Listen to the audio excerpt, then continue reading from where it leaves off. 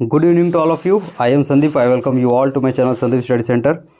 आर्थिक सर्वेक्षण को लेके हम लोग क्लासेस कुछ दिनों से चला रहे हैं, जहां पे हम लोग कोशिश कर रहे हैं कि उसके डाटाओं को याद किया जाए और कुछ माध्यम से उसको हम लोग समझने की कोशिश करें, हमारे दिमाग में वो चीज़ बैठ जाए। यहाँ से क्वेश्चन आपको काफ़ी सारे पूछे जाते हैं। पिछले आप प्रीलिम्स के पेपर उठा के देखेंगे तो सीधे ही क्वेश्चन आते हैं और आपको उसका आंसर करना होता है, लेकिन बहुत बड़ा टास्क होता है कि उसे याद कैसे रखें। याद रखना बहुत बड़ा टास्क होता है, तो उसी को हम लोग रिवाइज़ करते हुए जा रहे हैं। हालांकि इसका जो डाटा है ये तो 10 माह पहले ही आ चुका था, 10-11 माह, ठीक है। लेकिन इसी को आपको पूछा जाना है। जो अगले आपका प्री का पेपर है फरवरी में, वो यहीं से क्वेश्चन आने वाले हैं। ये आपका 5वां क्लास है, जहाँ पे आज का जो टॉपिक रहने वाला है वो कृषि है। इससे संबंधित IMP चीज़ें मैं आपको आज याद कराने जा रहा हूँ, और यूँ कहूँ तो क्वेश्चंस देने जा रहा हूँ, साथ में उसको हम लोग याद करते चलेंगे, ठीक है। तो तैयार हो जाइएगा इस महत्वपूर्ण सेशन के लिए, और बिल्कुल आप पेन कापी उठाइए और फिर एक एक करके आप जहाँ पे है ना थोड़ा बहुत भी आपके ट्रिक का काम आ जाए उसको नोट करने की कोशिश करेंगे। तो अब हम लोग देखते हैं। पहला आपके पास मैं क्वेश्चन से शुरुआत करता हूँ। तो छत्तीसगढ़ में कृषक परिवारों की संख्या कितनी है, आपके क्वेश्चन है। लगभग करके इसका सही आंसर हो जाएगा 40 लाख। आपको याद रखना है, लगभग 40 लाख कृषक परिवार छत्तीसगढ़ में हैं। लेकिन इससे रिलेटेड आपको कुछ चीज़ें याद रखनी है। इसको एग्जैक्ट आपको याद रखना हो तो 40,10,000 है, इसको आपको ध्यान में रखना है। इनमें से कितना परसेंट आपको याद रखना है लघु एवं सीमांत कृषक में आते हैं। तो लघु एवं सीमांत कृषक में 82% है। कहाँ से है आपको याद रखना है, 40 लाख जो 10,000 आपके पास कृषक परिवार हैं, उनमें से 82%, इनमें से बोल रहा हूँ 82% लघु एवं सीमांत कृषक हैं। अब यही बात उठती है, एक और वहाँ पे डाटा दिया गया है आपके आर्थिक सर्वेक्षण में, जहाँ पे बताया गया है कि 40,11,000 है ना कृषक परिवार है, ठीक है। उनमें से डाटा और दिया गया है, सीमांत कृषक कितने हैं, लघु कृषक कितने हैं, दीर्घ कृषक कितने हैं। लेकिन आपको याद रखना है 40,10,000 यही पूछने की संभावना है, एक अलग से और वहाँ पे डाटा दिया गया। आपको याद रखना है सीमांत कृषक के अंतर्गत 24.34, ऐसे याद रखना 24.34 लाख, ठीक है। मतलब 24.34 बोला जाता है, लेकिन 24.34 आप याद रखेंगे तो आपको याद करने के लिए आसानी होगा। तो 24-34 करके इसको याद रखना, ठीक है। तो 24.34 जो आप देख रहे हो, इसको 24-34 बोलो, आसानी होगा याद करने के लिए। उसके बाद आप लघु में देखेंगे तो इसको भी आपको याद रखने के लिए 8 का आ जा रहा है, ठीक है। 8 का आ रहा है, इसमें जीरो तो आपका है ही। तो 8,80,000 परिवार जो है आपके लघु कृषक में आ जाते हैं। तो इसको आप 8 करके याद रखेंगे, ठीक है। जीरो उसको है ना करते रहिएगा। उसके बाद इसको बस आपको ध्यान में रखना है, 24-34 करना, 8 करना, ठीक है। उसके बाद आपको इसको याद रख लेना है जो कि आपके दीर्घ कृषक है, जहाँ पे 6.97 है, मतलब 6,97,000 ये आपका हो जाएगा कौन, दीर्घ कृषक में। ये पहला पेज आप याद रखेंगे। आगे जैसे जैसे आएंगे हम लोग ट्रिक के माध्यम से याद करने की कोशिश करेंगे। एक क्वेश्चन बनता है, वित्तीय वर्ष 2023-24 में GSDP में फसल क्षेत्र का योगदान प्रतिशत अनुमानित है।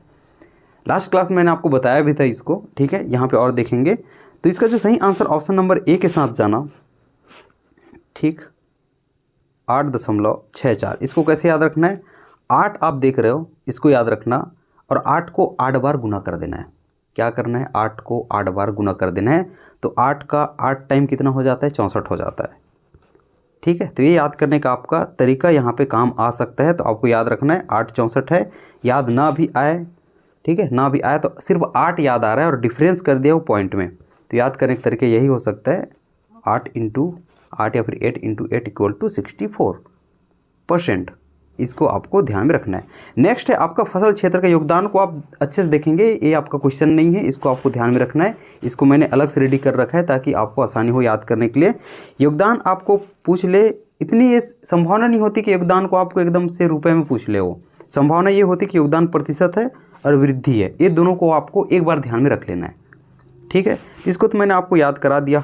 वृद्धि के लिए 2.15 है, मतलब 15 होता है। मैं 15 करके ही याद करता हूँ हमेशा, तो 15 निकल रहा है। तो इतना तो आप याद रख ही लोगे, इसकी वृद्धि कितना हुआ है, ठीक बात। नेक्स्ट मैं चलता हूँ। अगला है आपका फसल क्षेत्र के योगदान में कभी पूछ ले सर्वाधिक योगदान कब हुआ है, सर्वाधिक वृद्धि कब हुई है, न्यूनतम वृद्धि कब हुई है। इसको PDF में आप आराम से पढ़िएगा। दो तो एकदम सेम ही है, 18, 19, 19 सर्वाधिक योगदान और सर्वाधिक वृद्धि, और न्यूनतम वृद्धि 21-22 है। इसको मैंने याद करने के लिए एक सोच रहा था, तो एक चीज़ आ रहा था, 1 से 9 के बीच हमें याद रखा जाए। एक बार 1 से 9 के बीच हमें याद रखा जाए, अच्छे से ध्यान में सुनना, और 2-2 अंक में याद रखा जाए, जैसे कि 1 2 3 4 5 6 7 8 9 होता है, ठीक है। तो शुरुआत के चीज़ों को जोड़म हम लोग करें तो 1 2 होता है, और अंतिम के जोड़म करें तो 8 और 9 होता है, ध्यान से सुनना, 8 और 9 होता है। इसमें बड़ा कौन सा, इसमें छोटा कौन सा है? वही 8 और 9 वाला। छोटा कौन सा है? 1 और 2 वाला। तो यहाँ पे ध्यान से आप देखना सर्वाधिक वृद्धि कब हुआ है? 2018-19 में। यहाँ पे 18 में 8 है, 19 में 9 है। ठीक है, तो 8 9 लास्ट टाइम कर लोगे, मतलब हिंट दे रहा हूँ एक प्रकार से।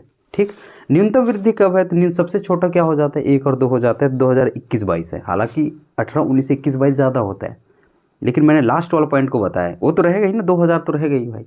ठीक बात है, तो 2001 तक रहेगा, यहाँ पे 2002 भी है, लेकिन लास्ट वाला पॉइंट को आपको पकड़ना है। 8 9 ज़्यादा होता है, 1 2 सबसे कम होता है। तो न्यूनतम वृद्धि 1 2 लास्ट में देख रहे हो 2021-22 हो जाता है उसको करें तो, और अधिकतम वृद्धि 8 9 वाला है। एक छोटा सा हिंट दे के रखेंगे तो इसको भूलेंगे नहीं आप। नेक्स्ट मैं चलता हूँ, सर्वाधिक शुद्ध बोया गया क्षेत्रफल वाला जिला कौन सा है? राजनांदगांव है। आगे मैं आपको याद रखना हूँ। क्या आप 2 चीज़ याद रख सकते हो? राजनारायण करके याद रख लेना बस। क्या ये नाम आप याद रख सकते हो? राजनारायण, मैंने कहा राजनारायण, बस 2 चीज़ें इससे आपको याद हो जाएगी, इवन 3 चीज़ याद हो जाएगी, बस एक के लिए थोड़ा सा मेहनत करना पड़ेगा। तो ये राजनारायण से आपको 2 चीज़ याद करना है, राज से राजनांदगांव, नारायण से नारायणपुर, बस आपके 2 3 चीज़ें खत्म हो जाती है। वो कैसे, मैं आपको अगला पेज में ले चलता हूँ, सीधा उसी पेज में ले चलता हूँ, यहाँ पे आ जाना। मैंने आपको राजनारायण याद करने के लिए कहा था, राज से राजनांदगांव कहा था, और नारायण से नारायणपुर कहा था। कितना आसान है, राजनांदगांव नारायणपुर। जिससे 2 चीज़ खत्म हो जाता है, एक शुद्ध बोया गया क्षेत्रफल सबसे ज़्यादा राजनांदगांव में, 3 चीज़ खत्म होता है, दुफसली बोया गया क्षेत्रफल सबसे ज़्यादा राजनांदगांव में, सकल या कुल बोया गया क्षेत्रफल सबसे ज़्यादा राजनांदगांव में। बार बार नारायणपुर क्यों बोल रहा हूँ, राजनांदगांव में, वो तो सबसे कम। तो राजनारायण से ये 3 चीज़ आपको खत्म हो जाता है। एक चीज़ और, मिनिमम में नारायणपुर है, यहाँ पे मिनिमम में नारायणपुर, बस आपको बीजापुर को थोड़ी सी मैंने मेहनत करने के लिए बोला था, ये चीज़ यहाँ पे आपको काम आएगी दुफसली वाला में। अब नीरा शुद्ध मतलब समझते हो, जहाँ पे एक ही बार मतलब उगाया जाता है, ऐसे बोल लो एकदम सिंपल भाषा में, एक ही फसल। और एक से अलग करना है आपको, एक से, भाई इसको ऐसे भी कनेक्ट कर सकते हो, अभी दिमाग मेरे आ रहा है, एक से है ना अधिक बोना है तो ज़्यादा बीज की ज़रूरत पड़ेगी। तो ये बीजापुर भी आ जा रहा है मिनिमम में, याद रखना, दुफसली के मिनिमम में बीजापुर है। उसके बाद मैक्सिमम के लिए तो आपको राजनांदगांव याद करा ही दिया है। ठीक है, तो राजनांदगांव मैक्सिमम में आपको ध्यान में रखना है, मिनिमम में नारायणपुर है, बस एक चीज़ में दुफसली आ जाता है तो बीजा याद रख लेना, बीज से बीजापुर कर लेना, सही बात है। अब यहाँ पे क्वेश्चन में आ जाना, तो इसका सही आंसर राजनांदगांव है। उसके बाद सेकंड चीज़ में मैंने एक चीज़ और रखा था, ये चीज़ आपको पूछा जाता है, स्टार करके रखना, बहुत बहुत बहुत इंपॉर्टेंट हो जाता है। शुद्ध बोया गया क्षेत्रफल 46 अपने पास है, 46.30 लाख हेक्टेयर। दुफसली में आपका 10.73 है। ठीक है, इसको मैंने ट्रिक बनाया था, लेकिन फिलहाल मेरे को याद नहीं आ रहा है, इसको एक बार आप याद रखेंगे। 4 और 6 को जोड़ दोगे तो 10 हो जाता है भाई। हमने कहा शुद्ध बोया को याद रख लिया 46, दोनों को जोड़ लिया तो यहाँ पे 10 आ जाता है, वो दुफसली के लिए हो जाएगा। ठीक बात है, और सभी को जोड़ दोगे तो 57 तो आ ही जाएगा इधर, और पॉइंट में अगर डिफरेंस कर पाते हैं आप। ठीक, तो याद रखना है शुद्ध बोया गया क्षेत्रफल कितना है? 46, मोटा मोटी बोल रहा हूँ 46 है। 46 मतलब 4 6 होता है, 4 6 जोड़ दे तो 10 हो जाता है, तो दुफसली हो जाता है। एक हिंट तो साइड में लिख के रखो भाई, ये चीज़ पीडीएफ में नहीं मिलेगा, क्योंकि याद करने के लिए आसानी हो जाता है, देखना आप जब रिवाइज करोगे, अच्छा ये था, ये चीज़ आपको याद आने वाली है। नेक्स्ट मैं चलता हूँ, ये तो मैंने बता दिया आपको। अच्छा मुझे फिर से बताओ, तो आप आंखें बंद करके खुद से बोल लो, क्या सभी के मैक्सिमम में क्या आएगा? राजनांदगांव, भूलोगे नहीं, राजनारायण याद आ गया, सभी में नारायणपुर आ जाएगा। अच्छा दुफसली के लिए बीज भाई एक्स्ट्रा लाना पड़ेगा, अच्छा बीजापुर था मिनिमम, ऐसे करके आप इसको याद कर सकते हो। नेक्स्ट मैं चलता हूँ, आज का अगला है उत्पादन क्रम में भी बहुत इंपॉर्टेंट हो जाता है। उत्पादन आधार पर, उत्पादन क्रम नहीं, उत्पादन आधार पर प्रमुख अनाज, सिर्फ इसको याद रखना, ये अनाज की बात कर रहा है, इसमें पूरे फसल को लेकर भी बात कर सकता था। प्रमुख अनाज या खाद्यान्न फसलों का घटते क्रम में सही क्रम कौन सा है? बहुत इंपॉर्टेंट है, इसको पूछा जाता है। पहले ऑप्शन के साथ जाना, एक खाद्यान्न में आपका धान आएगा, आगे मैं इसको याद कराऊंगा, मक्का आएगा, गेहूं आएगा, कोदो और कुटकी आएगा। तो धान आएगा, मक्का आएगा, गेहूं आएगा, कोदो कुटकी आएगा, इसको ध्यान रखना, यहाँ पे आ जाना आप। प्रमुख खाद्यान्न की हम लोग बात करते हैं, इसमें उत्पादन और आपके क्षेत्रफल दोनों क्रम पूछा जा सकता है। मैंने पिछले में रखा था उत्पादन के लिए, क्षेत्रफल के हिसाब से आपको क्रम पूछे, क्षेत्रफल के हिसाब से, तो धान, गेहूं, मक्का, कोदो है ना, कोदो कुटकी, छोटे अनाज, ज्वार है, ये सब कुछ सेम ही है सिवाय एक चीज़ के। क्या बदल गया है? मक्का और गेहूं, पहले इसमें गेहूं है क्षेत्रफल में, उत्पादन में पहले मक्का आ जाता है, इसको आपको ध्यान में रखना है। तो इस प्रकार से बाकी सब कुछ आपके सेम हो जाते हैं। धागा एक चीज़ याद रखना, धागा माखन को, इसको खा रहे, ठीक है, इसको खा लिख लेना, माखन को दो। तो धागा माखन को दो, इतना आप कर लोगे तो ये चीज़ आपको यहाँ तक की याद आ जाएगी।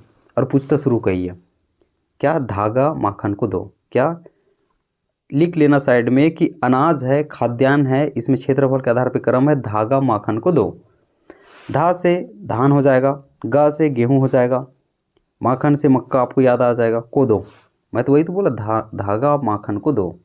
ठीक है, धागा माखन को दो। उसके बाद बोलोगे उत्पादन कैसे करेंगे, तो ये जब याद आ जा रहा है धागा माखन को दो या फिर धान गेहूँ मक्का को दो, ठीक है, तो आप इसको तो फिर बदल एक ही चीज़ तो करना है, मक्का को पहले ले आना है, गेहूँ को बाद में ले आना है। ये चीज़ आपका याद हो ही जाएगा एक ही बार में। ठीक है, नेक्स्ट मैं चलता हूँ, उत्पादन के आधार पर अब प्रमुख दलहन मुझे बताएंगे, पहले ही ऑप्शन के साथ जाना। ठीक है, पहले ही ऑप्शन के साथ जाना। इसको मैं याद कराता हूँ। पहला ऑप्शन क्या क्या है आपको याद रखना है, चना है, लाख तिवड़ा है, उड़द है, तुअर है। ये हम लोग उत्पादन के आधार पर दलहन देख रहे हैं। अब यहाँ पे आ जाना, इसको याद कैसे करेंगे सर, ये ना दोनों एक ही है, क्षेत्रफल बोले उत्पादन बोले दोनों एक ही को आपको चिपकाना है, दोनों का क्रम सेम है, मतलब बोया भी वैसी जा रहा है, उत्पादन भी वैसी हो रहा है। समझ में आ रहा है। चना लाख उड़द तुअर, इसके आगे और कुछ कुछ है, उसको भी हम लोग जोड़ लेते हैं।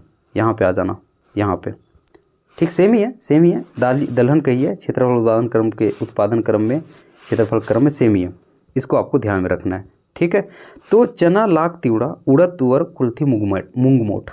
ठीक, इसके लिए पढ़ते पढ़ते मेरे को इसको क्वेश्चन बनाते हुए एक चीज़ याद आया था। ठीक, इसको याद रखना, चल ओ तुम्हर पारा कुल्फी खिलाऊं, कुल्फी खिलाऊं, तो चल वो तुम्हर पारा कुल्फी खिलाऊं। चा से चना हो जाएगा, ला से लाख हो जाएगा, चल ओ से उड़द कर लेना, ओ से क्या करोगे उड़द कर लेना। तुम्हर तो समझ में आता है, तुम्हारा, तुम्हर मतलब तुम्हारा, तो उसको तुअर कर लेना। तो चल वो चना लाख ओ उड़द तुम्हर तुअर पारा कुल्फी खिलाऊं कुल्थी, बस इतना याद आ जाएगा। तो चल वो तुम्हर पारा कुल्फी खिलाऊं। ठीक, तो मूंग मोड़ तो लास्ट में कर ही लोगे। तो याद रखना है चना लाख उड़द तुअर कुल्थी, साइड में लिख लेना। अगर आप सीजी से हैं तो ज़्यादा मतलब सीजी से ही हैं, हम सॉरी सीजी बोलते तो ज़्यादा आपको समझ में आ जाएगा। उत्पादन आधार पर प्रमुख तिलहन फसलों को घटते क्रम में बताया। तिलहन में पहुंच गए हैं भाई हम लोग। ठीक है, देखते ही देखते आपको याद आ रहा है। पहला वाला याद आया कि आपको, जहाँ पर मैंने क्या कहा था, धागा माखन को दो, धा से धान, गा से गेहूँ, माखन से मक्का को दो, याद आ गया। सेकंड वाला याद आया क्या, चलो तुम्हर पारा कुल्फी खिलाऊं, चल चना, ठीक है, ला से लाख, ओ से उड़द, तुहर से तुअर, ऐसे याद आ जा रहा है, बस ऐसे बोल के देखो, पारा कुल्थी आ गया आपको कुल्फी से। उत्पादन आधार पर प्रमुख तिलहन फसलों को घटते क्रम में सही मुझे बताएंगे, इसका भी पहले ऑप्शन के साथ जाना है। मूंगफली, सोयाबीन, राई सरसों तिल है। इसको हम लोग यहाँ पे याद कर लेते हैं, सेमी को मैंने यहाँ पे और रखा है, ये क्षेत्रफल के आधार पर क्रम है, ये आपका उत्पादन के आधार पर क्रम है। राई सरसों है, सोयाबीन है, रामतिल है, मूंगफली, तिल, अलसी, इसको आपको क्षेत्रफल के आधार पर याद रखना है। और छोटा मोटा मिस्टेक होगा ना यार इधर उधर, तो ग्रुप से जुड़ जाना, अभी बता देता हूँ, लास्ट में बताना भूल जाता हूँ। और कमेंट पढ़ना, और कमेंट को भी आप लगभग 4-5 या फिर है ना 10-12 घंटा के बाद एक बार चेक कर लेना, या फिर आप ग्रुप से जुड़ जाओ तो दोबारा चेक करने की ज़रूरत नहीं पड़ेगी। अगर छोटा मोटा माइनर मिस्टेक होता है तो उसको मैं ग्रुप में आपको क्लियर कर देता हूँ। तो ग्रुप से जुड़ जाना, ग्रुप का नाम संदीप स्टडी सेंटर है, जहाँ पर आपको PDF भी भेजी जाती है, उसका लिंक डिस्क्रिप्शन में अभी मैं बता दे रहा हूँ। दो भाई बहन का नाम है रास और रामती। क्या, रास और रामती, ध्यान से सुनना, रास और रामती दो भाई बहन का नाम है, दोनों बहुत आलसी हैं। रास और रामती क्या हैं, आलसी है। याद आ गया। रा से राई सरसों, सा से सोयाबीन, रा से रामतिल, माँ से मूंगफली, ती से तिल, और दोनों क्या हैं, अलसी। तो साइड में इसको लिख लेना, रास रामती आलसी, रास रामती आलसी। रास से राई सरसों सोयाबीन, ठीक है, रास राई सरसों सोयाबीन याद आ जाएगा। रामती रामतिल, मूंगफली, तिल, याद रखना है आपको, आलसी हैं। उसके बाद इसको है ना, इसको आप जैसे भी कनेक्ट करना है, सेकंड वाला जो उत्पादन क्रम है, उत्पादन क्रम ही पूछा जाता है, इसको आपको ध्यान में रखना है। अब इसको अब जैसे भी कनेक्ट करके इसको याद रख लेना, इसके लिए भी ऐसे कुछ कोड बना के आप याद रखेंगे। नेक्स्ट हम लोग चलते हैं। अब बोलोगे सर ये क्या चीज़ है, हमने देखा था स्पेसिफिक चीज़ों को, जैसे खाद्यान्न का क्या है, दलहन का क्या है, और आपका तिलहन का क्या है, मैंने आपको कनेक्ट करके याद करा दिया। याद आ रहा है, पूरे ट्रिक याद आ रहे हैं, साइड में लिखोगे तो याद और अच्छे से आएगा, जो भी बुक है आपके पास। ठीक है, तो वो याद हो जाएगा। तो उसको बाद ओवरऑल पूछा जा सकता है ना, सबको मिला के कि किसका कितना ज़्यादा है, किसका उत्पादन में क्या है, किसका क्या है, इसको आपको पूछा जा सकता है। तो उत्पादन आधार पर प्रमुख फसलों का सही घटते क्रम मुझे बताएंगे। पहला ऑप्शन के साथ इसके साथ भी जाना, इसमें है आपका धान है, मक्का है, चना है, गेहूं है, लाख है। और इसमें दोनों चीज़ को याद रखना। इसका सही आंसर तो ये हो गया उत्पादन। क्षेत्रफल के आधार पर पीडीएफ में नहीं रहेगा, यहाँ पे ध्यान रख लेना। सेकंड वाला है धान है, चना है, लाख है, गेहूं है, मक्का है। ठीक है, इसको आपको ध्यान रखना। बस इसको आप एक बार याद कर लें। इसमें ट्रिक और है, लेकिन मैं चाह रहा हूँ कि इसमें ट्रिक दूँ तो सभी ट्रिक मिला के याद करने के लिए और ट्रिक लग जाएगा। और उसके बाद जो याद करने के लिए ट्रिक बनाए वो भी इतने हो जाते हैं कि उसको भी याद करने के लिए ट्रिक पड़ती है। तो ट्रिक के चक्कर में भी है ना आपको लफड़ा हो सकता है। तो इसको स्वतंत्र रूप से याद रखो। अब यहाँ पे आ जाओ, एक चीज़ और है, इसको मैं आपको याद करा देता हूँ, ये आपके लिए याद करना आसान हो जाएगा। सर्वाधिक एवं न्यूनतम उत्पादन धान का और मक्का का एक साथ आपको याद रखना है। सर्वाधिक कम से कम आप एक साथ जोड़ सकते हो। 20-21 में हुआ है, 20-21 में हुआ है धान और मक्का का सर्वाधिक, ठीक है, उत्पादन का है मैंने। ठीक, उसके बाद यहाँ पे आ जाना, एक लिखा है चना, एक लिखा है गेहूँ, मैंने जी लिखा है उसके लिए, और एक लिखा है मूंगफली। अपने यहाँ एक ठो ढाबा है जिसका नाम CG18 है, इसको मैंने ऐसे याद कर लिया, मतलब याद आ गया मेरे को। अपने यहाँ एक ढाबा है जिसका नाम CG18 है। तो याद रखना, C मतलब चना हो जाता है, G को मतलब गेहूं मुझे याद आ जाता है, और 18 का मतलब 18 में तो इसका ज़्यादा उत्पादन हुआ ही था। तो वैसे ही कनेक्ट कर लो आप। तो 18-19 ही बोलोगे ना, 18 तो होता नहीं है वहाँ पे, 18-19 करके ही आएगा क्योंकि वित्तीय वर्ष में लेनी है। याद रखना है चना, गेहूँ, मूँगफली एक में ही है, और सभी का 2018-19 सर्वाधिक उत्पादन है। याद करने कोई ट्रिक तो इसका एकदम से है नहीं, बट मुझे याद आ गया कि अपने यहाँ CG18 करके एक ढाबा है। C से चना, G से गेहूं कर लिया, 18 से 18 में उसका सर्वाधिक उत्पादन हो जाता है। उसके बाद सोयाबीन के लिए अच्छे से इसको अलग से याद रख लेना, 2013-14 है। सर्वाधिक ही ज़्यादा पूछता है, न्यूनतम हो सके आपकी आगे और क्षमता है तो न्यूनतम के भी आप याद करने की कोशिश करेंगे। तो ये आपकी वीडियो कैसी लगे इसको बताएंगे। कृषि में बस इतना ही नहीं है, मैंने जितना आज के लिए आपका डोज हो सकता है, जितना है ना याद करने के लिए आपको हो सकता है ये चीज़ दिया। ऐसे रोज़ आपके पास क्लासेस आती है। न्यू स्टूडेंट हैं तो आप चैनल से जुड़ जाइएगा। इसका PDF आप चाहते हैं तो ग्रुप से जुड़ना ना भूलना। अगर छोटा मोटा माइनर जो मिस्टेक होता है तो ग्रुप में उसको डिस्कस कर लेता हूँ और उसको कमेंट में डाल देता हूँ। तो कमेंट तुरंत तो आएगा नहीं, कमेंट के लिए आपको फिर बाद में आना पड़ेगा वीडियो देखने। तो वीडियो एक बार देखें, ट्रिक को साइड में लिख लें, उससे आप याद करेंगे। कुछ चीज़ों को करेक्ट आपको करनी हो, भले कमेंट में आप बोल देते हैं तो रिप्लाई कर देता हूँ, लेकिन ग्रुप में आएंगे तो ज़्यादा सही रहेगा। तो ग्रुप से जुड़ जाइएगा, उसका लिंक गिवन है डिस्क्रिप्शन में, वहाँ पे जाके आप सीधे डायरेक्ट जुड़ सकते हैं। सभी क्लासेस की लिंक भी वहाँ पे आपको मिल जाती है। ठीक है, चलिए अपना ध्यान रखेंगे, अच्छे से पढ़ाई करेंगे। बहुत बहुत धन्यवाद।